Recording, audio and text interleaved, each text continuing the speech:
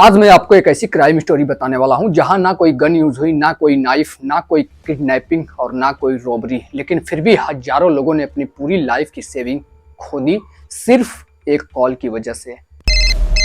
Hello sir, आपको एक call आपके कार्ड से संबंधित किया जा रहा है।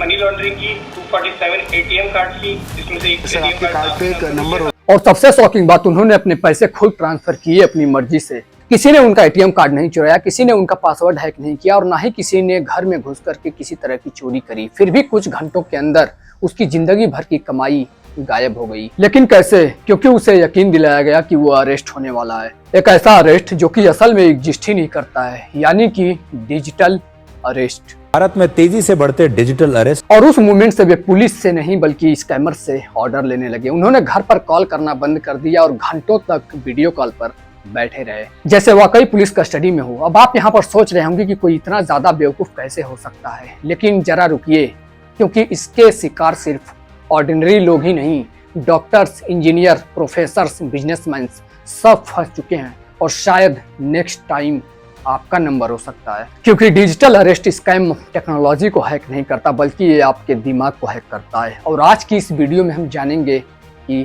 कैसे।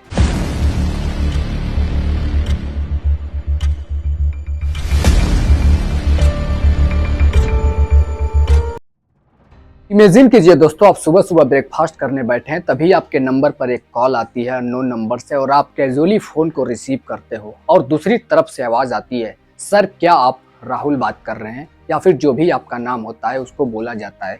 आप रिप्लाई करते हो यस।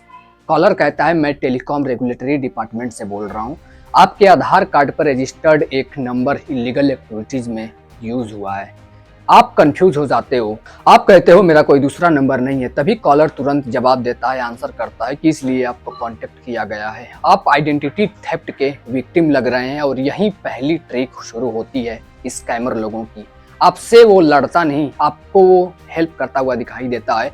आपको लगता है कि मुझे बचा रहा है, जबकि असल में वो आपको ट्रैप कर रहा होता है। और फिर उसके बाद कॉलर कहता है कि मैं आपकी कॉल साइबर क्राइम डिपार्टमेंट में ट्रांसफर करता हूं, और फिर उसके बाद कॉल होल्ड पर चला जाता है। और फिर उसके बाद बैकग्राउंड में पुलिस की वायरलेस की आवाजें, टाइपिंग की साउंड, ऑफिस नॉइजेस, सब कुछ रियल लगने लगता है। फिर एक नई आवाज बिल्कुल कॉन्फिडेंट, स्ट्रिक्ट और अथॉरिटीव्स के साथ, और बोला जाता है कि मैं इंस्पेक्टर शर्मा बोल रहा हूँ, आपका नाम एक सीरियस इन्वेस्टिगेशन में आ गया है। आपका हार्ट बीट बढ़ने लगता है। इंस्पेक्टर कहता है कि आपके नाम पर एक पार्सल ताइवान भेजा गया था, उस पार्सल में इलीगल डॉक्यूमेंट और नारकोटिक्स मिले हैं। अब विक्टिम यहाँ पर क्या करता है कि पैनिक करना शुरू कर देता है, क्योंकि उसे पता है कि उसने कुछ नहीं किया। और जब इनोसेंट इंसान पर, इनोसेंट व्यक्ति पर एक्यूजेशन लगाया जाता है, इलिगेशंस लगाया जाता है, तो उसकी पहली इंस्टिंक्ट होती है खुद को प्रूव करना। यही स्कैमर का पहला टारगेट होता है। और फिर स्कैमर कहता है कि कैमरा ऑन कीजिए, और जो विक्टिम होता है वो वीडियो कॉल ज्वाइन करता है। और वीडियो कॉल ज्वाइन करते ही उसको सब कुछ रियल जैसा दिखने लगता है। एक रियल पुलिस ऑफिसर उसके सामने बैठा होता है। बैकग्राउंड भी एक पुलिस स्टेशन का होता है, वहाँ पे बहुत सारे बैकग्राउंड में पुलिस खड़े होते हैं। सब कुछ डेस्क, बेंच, हर चीज, फाइल्स वगैरह, एक पूरा स्टूडियो रहता है। एक पुलिस स्टेशन बना दिया जाता है उसको, जिसको वीडियो कॉल पर जो विक्टिम होता है देखने के बाद बिल्कुल उसको विश्वास हो जाता है कि ये कुछ लीगल प्रोसेस हो रहा है। और फिर सबसे डेंजरस सेंटेंस बोला जाता है कि आप डिजिटल अरेस्ट में हैं। उसके बाद से उसको बोला जाता है कि इन्वेस्टिगेशन कंप्लीट होने तक आप किसी से बात नहीं करेंगे, फोन कट नहीं करेंगे, वीडियो कॉल बंद नहीं करेंगे, घर से बाहर नहीं जाएंगे। विक्टिम सोचता है कि ये लीगल प्रोसेस हो रहा है, लेकिन सच क्या है यहाँ पर? इंडियन लॉ में डिजिटल अरेस्ट नाम की कोई भी लीगल प्रोसेस एग्जिस्ट ही नहीं करती, बिल्कुल भी नहीं। लेकिन उस मोमेंट पर विक्टिम गूगल नहीं करता, लॉयर को कॉल नहीं करता, फैमिली को नहीं बताता, किसी से कुछ भी नहीं करता, क्योंकि डर उसके लॉजिकल थिंकिंग को रिप्लेस कर चुका होता है। अब आप सोच सकते हैं कि कोई एजुकेटेड इंसान ऐसे कैसे मान सकता है, लेकिन इंडिया के अंदर ऐसे बहुत सारे रियल केसेस रिपोर्ट हो चुके हैं, जिसमें कि doctors, engineer, senior citizens, retired professors और बिजनेसमैन जैसे लोग, जिन्हें पूरी जिंदगी की फाइनेंशियल डिसीजन लेने का एक्सपीरियंस था, फिर भी वो फंस गए। और इसलिए स्कैमर उनके बैंक अकाउंट को टारगेट नहीं करता, बल्कि उनके इमोशंस को टारगेट करता है, जिसमें कि फियर, अथॉरिटी, अर्जेंसी, आइसोलेशन, ये चार चीजें मिलकर के एक साइकोलॉजिकल प्रिजन बना देती है। और इसी प्रिजन को इन स्कैमर्स ने नाम दिया है डिजिटल अरेस्ट का। लेकिन ये सिर्फ शुरुआत है, क्योंकि अभी तक हमने सिर्फ एक कॉल देखी है। अब हम देखने वाले हैं कि कैसे एक विक्टिम को घंटों तक कंट्रोल किया जाता है, कैसे उससे पैसे ट्रांसफर करवाए जाते हैं और कैसे एक सिंपल फोन कॉल लाखों करोड़ों रुपए के फ्रॉड में बदल जाता है।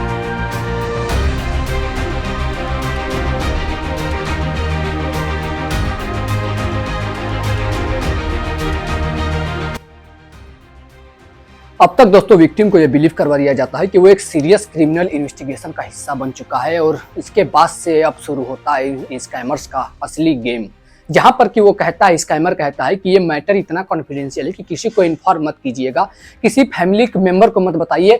अब जरा सोचिए दोस्तों, आप ही सोच के एक बार देखिए कि जब आप डर जाते हो सबसे ज्यादा, सबसे पहला काम आप क्या करते हो? फैमिली मेंबर को कॉल करते हो, दोस्तों को कॉल करते हो, या फिर किसी ऐसे ट्रस्टेड इंसान को कॉल करते हो। और स्कैमर ये सब कुछ जानता है, इसी वजह से सबसे पहले वो आपको दुनिया से अलग करता है। ये अरेस्ट नहीं बल्कि आइसोलेशन होता है, और आइसोलेशन इंसान सबसे वल्नरेबल होता है। अब आगे दोस्तों, विक्टिम को वीडियो कॉल के दौरान फेक डॉक्यूमेंट्स दिखाए जाते हैं, जैसे fake FIR, fake warrant, fake supreme court order और फेक सीबीआई लेटर जैसे डॉक्यूमेंट्स दिखाए जाते हैं। लेकिन सब कुछ देखने में ऑफिशियल लगता है, लोगो है, स्टैम्प है, सिग्नेचर है, लैंग्वेज भी प्रोफेशनल है। और पैनिक में जो इंसान होता है, जो विक्टिम होता है, वो डिटेल्स चेक नहीं करता, वो सिर्फ चीज़ें देखता चला जाता है। अपना नाम और उसका नाम डॉक्यूमेंट्स पर दिखता है तो वो मान लेता है कि वो डॉक्यूमेंट जेन्युइन है और रियल है। और यही साइकोलॉजिकल मैनिपुलेशन होता है उन स्कैमर्स का। यानी कि दोस्तों, स्कैमर्स टेक्नोलॉजी का यूज नहीं करता, बल्कि विक्टिम्स का ट्रस्ट हैक कर रहा होता है। अब इतना सबके बाद जो विक्टिम होता है वो स्कैमर से पूछता है कि अब आगे हमको क्या करना होगा, और इसी क्वेश्चन का इंतजार कर रहे होते हैं स्कैमर्स। अब यहाँ पर स्कैमर से बोलता है कि आपको अपने बैंक अकाउंट को वेरीफाई कराने होंगे, टेम्पोररी सिक्योरिटी ऑडिट करवाना होगा, आपको अपने पैसे गवर्नमेंट सुपरविजन अकाउंट में ट्रांसफर करने होंगे। ध्यान से सुनिए, सुनने में सेंटेंस पूरा का पूरा नॉनसेंस लग रहा है, क्योंकि कोई भी गवर्नमेंट ऑफिसर कभी भी आपसे फोन पर पैसे ट्रांसफर करने के लिए कभी नहीं कहेगा, कभी भी नहीं। लेकिन विक्टिम को लगता है कि ये इन्वेस्टिगेशन प्रोसेस का पार्ट है, और फिर वो खुद अपने अकाउंट से पैसे ट्रांसफर कर देता है, कभी 1 लाख, कभी 5 लाख, कभी 10 लाख, तो कभी कभी पूरी जिंदगी की लाइफ सेविंग्स को। और सब कुछ वॉलंटरी ट्रांजैक्शन दिखाई देता है, इसलिए रिकवरी भी मुश्किल हो जाती है। ऐसा ही एक रियल केस है एक रिटायर्ड प्रोफेसर का। उसको भी एक कॉल आया और उसे बताया गया कि उसका नाम एक मनी लॉन्ड्रिंग इन्वेस्टिगेशन में आया है। फिर वीडियो कॉल हुई, पुलिस यूनिफॉर्म में स्कैमर्स ने बात करी, फेक डॉक्यूमेंट्स दिखाए गए और फिर उन्हें कन्विंस कर लिया गया कि उन्हें फंड वेरिफिकेशन के लिए मनी ट्रांसफर करने होंगे। यहाँ पर विक्टिम एजुकेटेड था, एक्सपीरियंस था, लेकिन फियर ने उसके लॉजिक को रिप्लेस कर दिया और रिजल्ट की लाखों रुपए गवा दिए। यह केस यूनिक नहीं था, बल्कि हमारे पूरे देश भर के अंदर से ऐसे बहुत सारे रियल केसेज आए और सामने आए, जहाँ पर कि जिसमें देखा गया कि retired officers, doctors, business honours और हाईली एजुकेटेड लोग भी इन स्कैमर्स के जाल में फंस गए और उन्होंने अपने लाखों करोड़ों रुपए गवा चुके हैं। क्योंकि स्कैमर यहाँ पर IQ टेस्ट नहीं लेता, बल्कि वो एक इमोशनल प्रेशर क्रिएट करता है। अब यहाँ पर बहुत से लोग कहेंगे और सोचेंगे और कमेंट करते हैं, बताते हैं कि मैं कभी नहीं फंसूंगा, मेरे साथ ऐसा कभी नहीं होगा। लेकिन सच ये है कि हर विक्टिम पहले यही सोचता है और उसको यही लगता है। लेकिन स्कैमर का टारगेट बेवकूफ़ लोग नहीं होते, स्कैमर का टारगेट होता है ह्यूमन साइकोलॉजी। यानी आपको 5 मिनट के लिए पैनिक करवाना, सिर्फ 5 मिनट के लिए, और उन 5 मिनट्स में आपका decision making system completely change हो सकता है। इसलिए डिजिटल अरेस्ट स्कैम इतना डेंजरस है और इसके पीछे पूरी इंडस्ट्री काम कर रही है, बिल्कुल एक कंपनी की तरह, जहां पर कि एक बंदा कॉल करता है तो दूसरा बंदा फेक पुलिस ऑफिसर बन के बैठा रहता है, तो तीसरा फेक डॉक्यूमेंट भेजता है और चौथा बंदा बैंक अकाउंट मैनेज करता है। यानी एक बिजनेस मॉडल है और इसका सबसे बड़ा मटेरियल है डर। अब एक पल के लिए आप यहाँ पर इमेजिन करो और सोच के देखो दोस्तों कि अगर आपको ऐसे कोई वीडियो कॉल आती है, अननोन नंबर से कॉल आता है और फिर आप वीडियो कॉल ज्वाइन करते हो और सामने आपको दिखता है कि पूरा पुलिस स्टेशन का बैकग्राउंड है, सामने बैठा हुआ बंदा जो है वो फुल पुलिस यूनिफॉर्म में है। ऑब्वियसली आप डर जाओगे, उनकी बातें मानने लगोगे। यही होता आया है जितने सारे विक्टिम्स के साथ डिजिटल अरेस्ट का स्कैम हुआ है, सारे लोगों के साथ सेम यही प्रोसीजर हुआ है। और कोई आम व्यक्ति अगर ऐसा है, उसके पास अगर इस तरह की कॉल आती है और इस तरह का वीडियो कॉल आता है, तो ऑब्वियसली वो पुलिस समझ करके उनके इंस्ट्रक्शन को मानने लगता है और यही डिजिटल अरेस्ट के स्कैम में लोग फंस जाते हैं। यानी कि दोस्तों, ये डिजिटल अरेस्ट का स्कैम किसी को रैंडमली करके नहीं किया जाता, बल्कि ये प्री प्लान्ड होता है। यानी कि जिस बंदे को ये लोग कॉल करते हैं, उस बंदे के बारे में इनके पास सारी इन्फॉर्मेशन होती है, उसके डॉक्यूमेंट से लेकर, उसके बैंक अकाउंट से लेकर के उसके A to Z सब कुछ इनके बारे में, उसका नाम, पता, एड्रेस, सब कुछ इनके बारे में पहले से पता होता है। और यही चीज होता है कि वो लोग ऑफिशियली एक फेक डॉक्यूमेंट्स भी बना के पहले से रेडी रखते हैं, ताकि वो आपको वीडियो कॉल पे शो कर सकें। और जब इस तरह से किसी के साथ ट्रीट किया जाता है, किसी विक्टिम के साथ इस तरह से वो लोग ट्रीट करते हैं, तो कोई कोई भी पढ़ा लिखा व्यक्ति भी अगर होगा, एजुकेटेड पर्सन भी होगा, तो वो भी इस जाल में, इस झांसे में फंस सकता है। और अब इसलिए यही होता है, और इसलिए इस डिजिटल अरेस्ट जैसे स्कैम से बचने के लिए अवेयरनेस ही सबसे बड़ा एक हथियार हो सकता है। इसलिए इस वीडियो को सबके साथ शेयर करो, अपने दोस्तों के साथ, फैमिली मेंबर के साथ, ताकि उनको आप अवेयर कर सको और बता सको कि डिजिटल अरेस्ट आखिर होता क्या है और किस प्रकार से इसको अंजाम दिया जाता है और कैसे लोग इसमें फंस जाते हैं।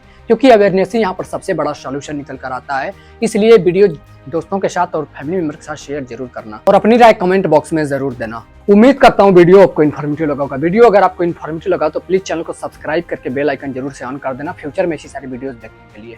मिलते हैं किसी और वीडियो में एक नई टॉपिक के साथ। तब तक के लिए thank you so much for watching this video.